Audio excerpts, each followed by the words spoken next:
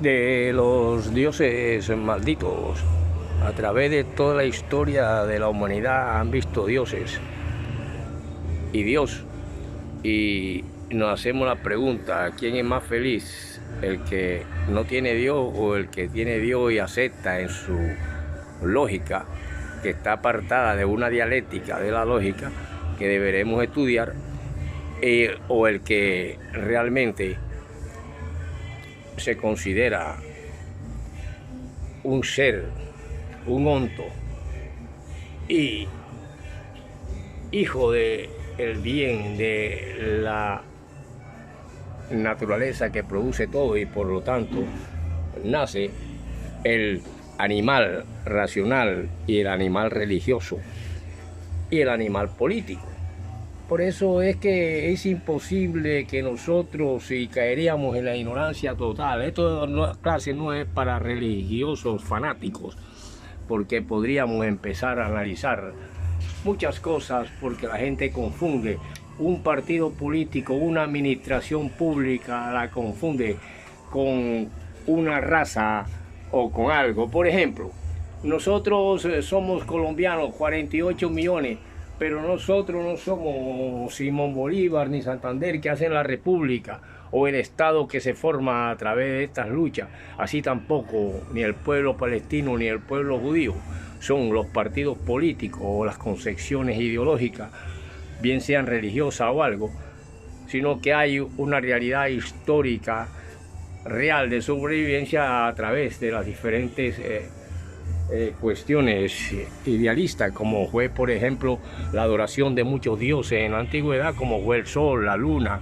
la tierra entre los indios, y por eso nace la cuestión del diosismo maldito, en el sentido que todos exigían sacrificio de niños, de gente, y que un Dios realmente bueno y bondadoso no puede estar exigiendo ni siquiera una cabrita para sentirse a gusto con la adoración de aquel pueblo.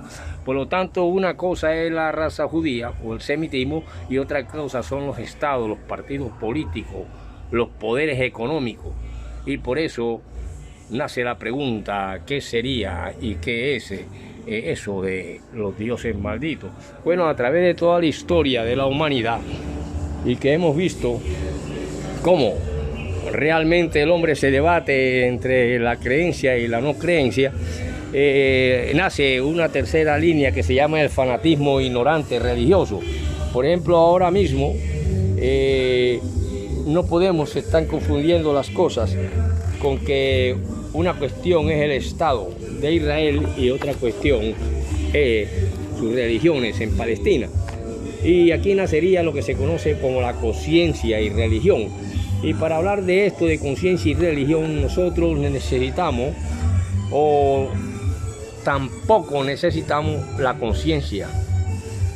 Porque la conciencia me manda a no hacer daño a ninguna criatura. Y por eso, si mi religión y mi conciencia, yo no necesito hacer daño a ninguna criatura, incluido, claro, al animal humano. Me horroriza la siguiente afirmación, porque hubieron muchos hombres y escritores como el gran Fedor Dostoyevsky, quien dijo: muerto Dios, todo es permitido.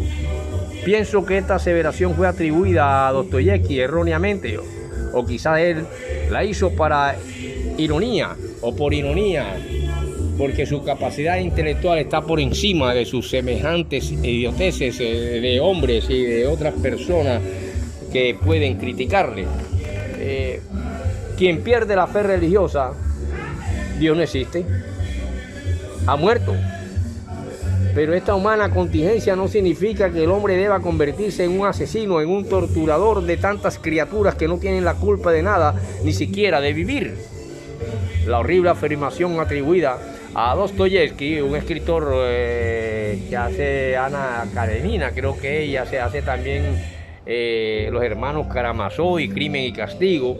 Esto no significa que el hombre deba convertirse en un asesino, en un torturador de criaturas que no tienen la culpa y niños que ni siquiera han pecado. En cambio, los que están llenos de asesinatos y de cosas, entonces son mejor que un niño. Y, por ejemplo, aquí en Colombia no podemos confundir jamás el Estado en un momento dado en el poder, no lo podemos confundir con los colombianos o con la raza indoeuropea o la raza indoamericana, ni tampoco con el hombre actual. Por ejemplo, hace poco gritaban en un estadio, que me dijo un amigo investigador, que a Pumarejo lo sacaron, le dijeron fuera ya de Pumarejo, si de esta clase, si, que tiene una administración corrupta, y por eso quieren perpetuarse en el poder, y sacaron abucheado a este Pumarejo porque iba a intervenir a hablar que Barranquilla necesita hacer juegos, y cuando hay tanta miseria y hambre y niños recogiendo basura y comiendo la basura en las calles desde la época de los chares y toda esa vaina, hasta el momento no se ha quitado. Unos cuantos quedan por ahí, pero todavía continúan y son de fuera. Por lo tanto, esta cuestión de la fe religiosa, yo por ejemplo le doy libertad para que cada cual tenga su ignorancia religiosa o su altura de dioses asesinos y crueles y despiadados, y no merecen adoración. Puede ser quien sea. Ya hay muchas religiones que son sionistas aquí en el mundo. Son sionistas, que son diferentes a ser judíos, que es lo que tiene que ver con semitismo. Por ejemplo, una cosa es que usted sea uribista aquí en Colombia y sea asesino, paramilitar, o sea de la guerrilla, o partidario de un partido, es diferente a ser colombiano.